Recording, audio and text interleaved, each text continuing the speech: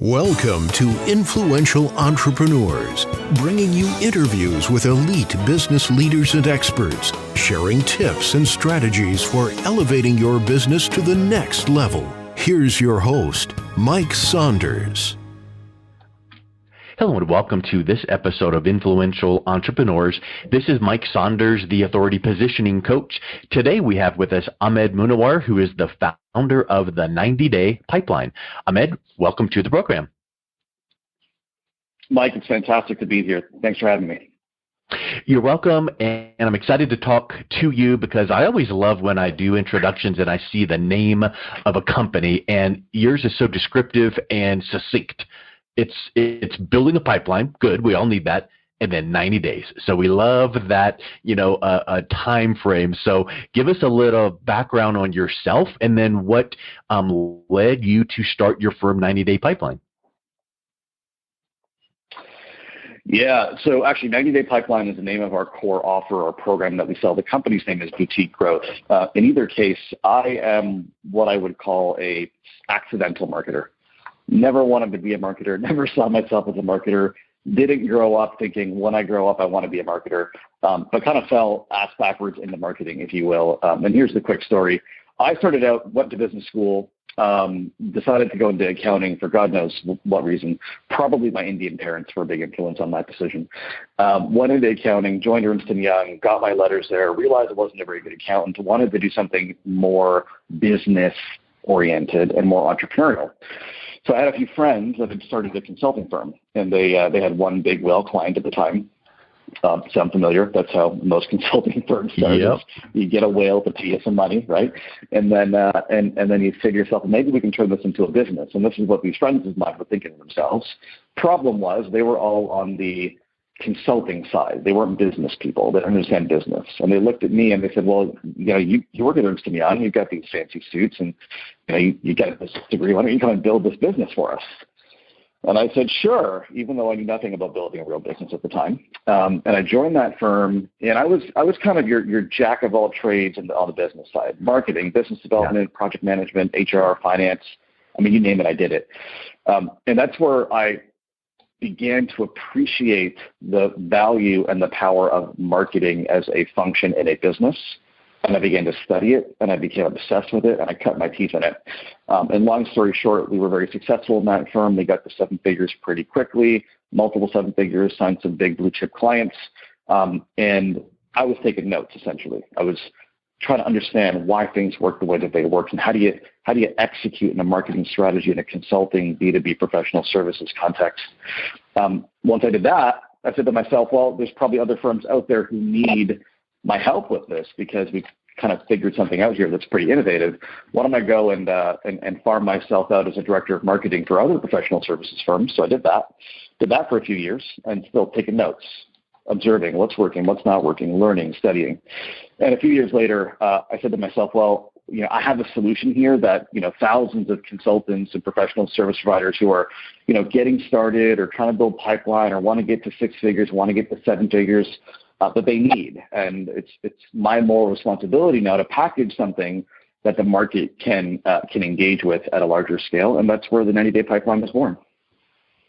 I love that transformation really in your mindset of I went from corporate to this to that and then always improve. And I bet you in 30 days you'll have one more little piece of polish that you could put on what you're doing today. And that's the way that it always should go. So I love that story. Give us a little background on maybe the 30,000 foot view on how to fill a pipeline with really good, solid consulting deals, without having to do some of the what I like to call shiny object syndrome kind of things like, hey, look, Facebook Messenger bots, those work for this industry. I guess they'll work for consulting. I don't think so, but I'm sure some people do. But if you talk about Facebook Messenger bots, please forgive me. But give me like the 30,000 foot view of what your approach is. No, I don't know anybody that's won a sizable consulting deal through Facebook Messenger bots. But I'm open to be proven wrong. If that's the thing. Yeah, really. It is.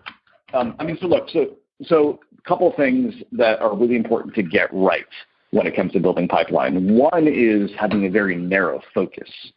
So the management consultant is a very meaningless term. Right? It's one that people use a whole lot. Ask any consultant, what do you do? And 9 out of 10 of them will respond with, well, I'm a consultant or I'm a management consultant. And the audience is left wondering, what in the world does that possibly mean, right? And so the first key is really narrowing your focus.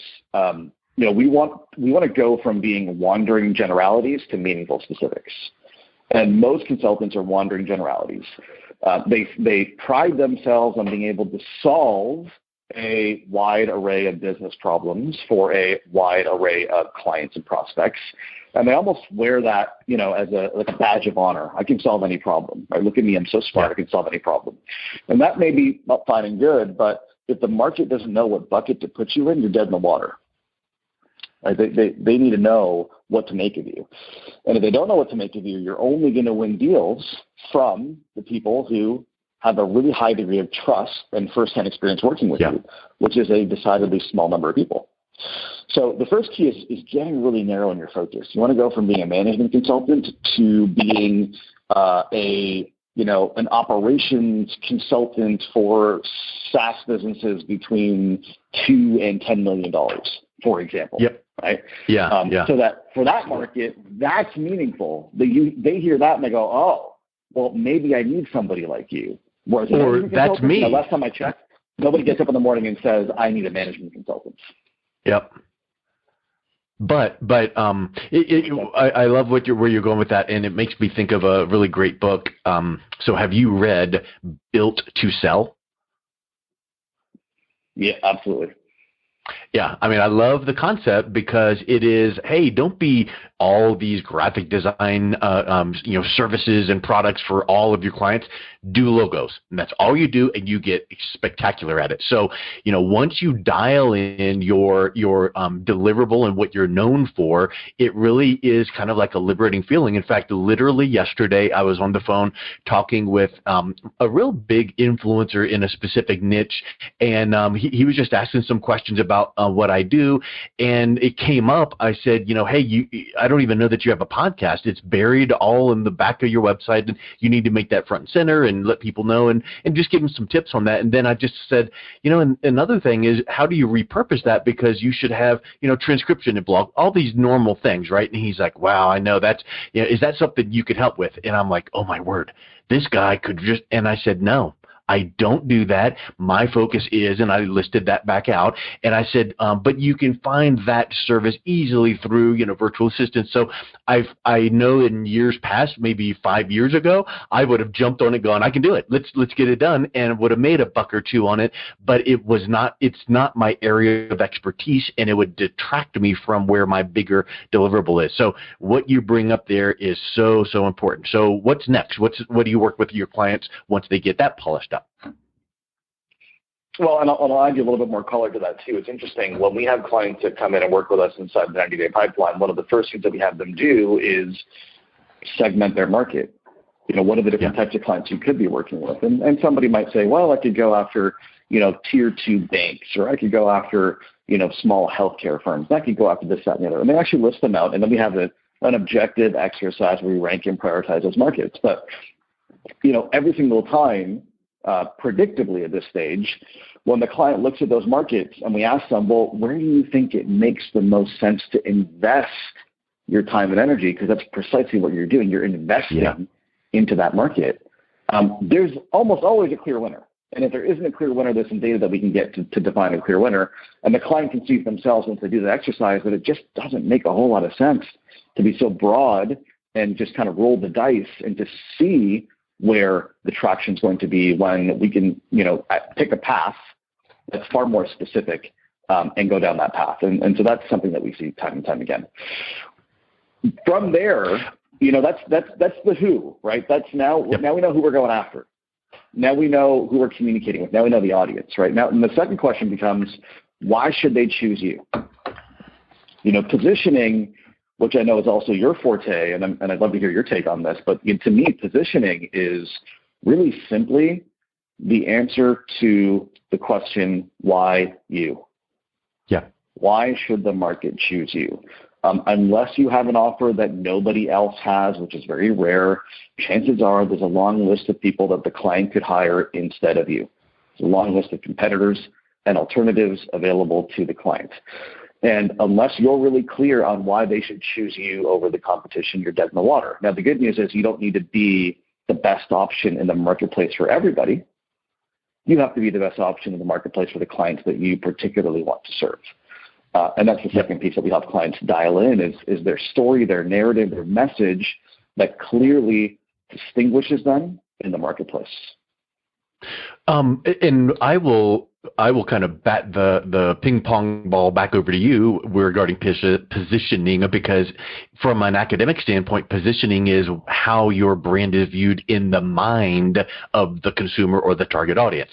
So it's not your branding, it's not your logo. That's an tiny element bullet point of it, but no matter what industry or service that you are consulting, coaching on, you've got one of these things called a competitor, right? So we all have competitors, and just because you sent that email or got that LinkedIn or scheduled the call for tomorrow to talk to a prospective client, they're not only talking to you, they're talking to other people. And I'll give you another little clue, and here's a little writer downer book that would be great if you've not already read this.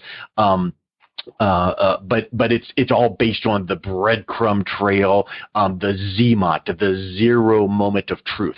And sometimes you will not get that phone call, phone appointment, email, inbound lead, because when someone researched the industry or was referred to you, they didn't see much. So what I will say is there's a little phrase I just been resonating with me for so many months now. The message is the medium. And it in a nutshell means this: you could have this solution to someone's problem regarding that SaaS company, let's just say in your example, and you could write up this, 2,000 word blog post that just clearly lays it out. And it's a nice piece, and it's like, if someone reads this with an open mind, they're going to call me and we're going to do business. But if you put that up on your WordPress website, people go, oh, okay, cool, it's a blog post. And the barrier to entry for that is like, meh. If you put it on your Facebook, okay, oh, that's good info, and it might, generate a little bit, but they know Facebook is just a social media platform. If you read it in front of, your video camera and did a Facebook Live, YouTube Live, they're like, oh, that's pretty cool. But they know that also is a low barrier to entry. It's a free but now, if they were to read that in a Forbes article, they're like, ooh, I need to bookmark that and go back to it again. If they were to read it in a book, if they were to hear it on a podcast. So the medium, the platform that they're hearing the message or seeing your brand, all of a sudden elevates yourself. So not that you need to be seen on CNN, but you need to be seen by your target audience in such an elevated status so that when they hear or read what you're saying, it really sinks in, and that gets you only what? The at-bat. It doesn't close the deal. You still got to be, confident and caring and all of those things. So that's kind of my take on that. Is that a little bit of how you train your clients? Yeah, I couldn't agree more. So the reality is the vast majority of consultants, which is certainly my market, or anybody that sells a B2B service, they're not even thinking about producing anything. That's at least our finding. They're not in the marketing world. They're not producing insights. They're not writing that blog post. They're not doing that YouTube or that Facebook Live. They're not doing these things, right? And so I think you're absolutely spot on. Being featured on a notable industry publication, right, or on a notable industry podcast, or in a magazine like Forbes or what have you, that establishes some credibility. A lot of people just need to start publishing insights wherever they can publish them. It's like so. Yeah, you got to start somewhere right now, and that's exactly. And because there's a skill in that, right? There's a muscle that you need to develop to, one, think of creative ideas of how to communicate with your marketplace, create that communication, engage the marketplace in a conversation. That's a muscle. And a lot of folks just don't have that muscle right now and need to build it. And that's a big part of what we focus on, is how do we consistently generate high quality insights that we can put in front of our target market. And the way that I think about it is like this. Most consultants are pretty good when they're one-on-one with a prospect, and people say this stuff all the time. I'm really good if you get me in the room with a prospect or client that has a problem that I solve. Well, I would expect you to be good in that context. It's not terribly complicated. But their interactions are currently largely limited to those one-to-one interactions. If they get into a room or they get onto a Zoom call, then that's the extent of their interaction with the marketplace. But marketing, content, thought leadership, whatever you want to call it, presents an opportunity to communicate with your market at scale. So every time you publish something, maybe in the beginning it's 100 people see it, 200, 500, 1,000 eventually. Every time you publish an insight, you are communicating with the market at scale, and now the entire market, to the extent that they're relevant to you, gets a little bit closer to working with you. And that's the foundational piece that we help clients with is getting into that flow, that rhythm of producing authentic, genuine, insightful thought leadership. And that reminds me of something that I learned, and I see that you're a ClickFunnels user. So Russell Brunson teaches this about doing a webinar. So once you dial in your webinar presentation, you do it, and I probably will murder the example, but like you do it every day for 100 days, or you do it every week for 100 weeks. You do it 100 times, and I don't care if 2 people show up, or 4 or 0, you do it and you do it and do it, you deliver it, because every time you do it, you get smoother, you get more confident, and then maybe the 4 people that are on the next one, when they ask questions, you learn from those questions and you tweak your next one and you add a FAQ section. So doing it over and over again kind of harkens both to that as well as the Gladwell 10,000 hours, right? You can't get really smooth and confident in what you do unless you have just done it and it just flows off the tip of your tongue. And you have to continue to show up, right? A lot of folks misunderstand the way that the market works, which is that if someone's in your market, doesn't mean they're ready to buy. As a rule of thumb, only about 1 to 3% of your market's in a buying position. Everybody else isn't quite there yet. But they may be there in the near future, right? So, in our business, we generate, I don't know, to the tune of 3,000 leads, 4,000 leads a month. But again, only 1 to 3% of them are good to buy right now. Everybody else may get there in a month, 2 months, 3 months, 6 months, 9 months. So if we stop showing up, we're not going to be able to capitalize on the opportunities that exist 3 months from now. I find myself consciously doing something that almost tests the follow-up of people that I am interested in, meaning this. Let's say that I found something that I really wanted to consider taking advantage of, some tool, and it's like, I'm just not ready right this minute, but I'm going to click on their Facebook sponsored ad, and I'm going to click on the email that they sent me, hoping that they've got retargeting pixels, hoping that they've got something in their email that triggers, they might clicked on this, so I'm going to send them the follow-up, or I'm going to see it again, because I'm going, you know what, I'm just not ready today, but I want to be in their sphere, of follow-up. And if, just like what you just said, if someone gets this lead and they don't buy right this minute, okay, that's the way that it works, but you better stay in touch. You better be giving good quality content.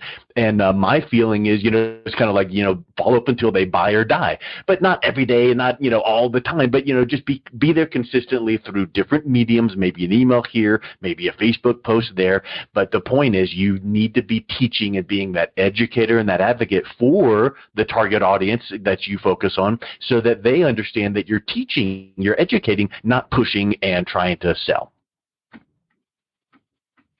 I mean, that's fascinating. And I think I probably exhibit very similar behaviors. That's because you and I are skewed more sophisticated on the marketing side. So we know that these are smart marketers running their businesses. They're going to retarget us. They're going to get us onto their email list, and there's going to be some nurturing. And we kind of rely on that. But your average consumer probably doesn't rely on that, even though there is a level of interest there. And if you're not strong on the follow-up and you're not getting in front of them consistently, then they're going to forget about you. But if you do, you're able to then water that seed that you initially planted. 100%. And guess what? You don't have to worry about, this is so overwhelming. There are some wonderful automation and tools and follow-ups and all of these things that you can do so that you're in front of your audience. And I feel like if all you did was email, then it makes it easy to go, okay, enough already, unsubscribe, or let me create an Outlook or a Gmail filter or rule, and I'm done seeing that. So it's got to be a little of this, a little of that, and coming at them from different angles in a consistent fashion, and I know that that's something that keeps it fresh as well. So let's wrap up with what would you say is the one of the triggers or one of the flags in a coach or consultant's business that would go, you know what, I kind of need this some more help here, and then what's the best way that they can reach out and connect with you? Yeah, really simply, the trigger is if you don't know where your next client is coming from. If you're kind of hoping that something lands on your lap, but maybe it does, maybe it doesn't, then you should probably reach out and we should have a conversation. Best way to start that conversation is head over to 90daypipeline.com. It'll ask you to sign up for a free workshop where we'll show you our entire process end to end. You can study that. And then by all means, feel free to take it and run with it. But if it makes sense to chat and talk about applying that to your business, then we can do that as well. Excellent. Well, thank you so much for coming on the show, Ahmad. I really appreciate your time, number one, but also I love talking about this topic because we are of like mind, and it's great to pull some little nuggets of truth from our experience. So it's just a wonderful conversation. Thank you so much. Pleasure is all mine, my friend. You've been listening to Influential Entrepreneurs with Mike Saunders. To learn more about the resources mentioned on today's show or listen to past episodes, visit www.influentialentrepreneurssradio.com.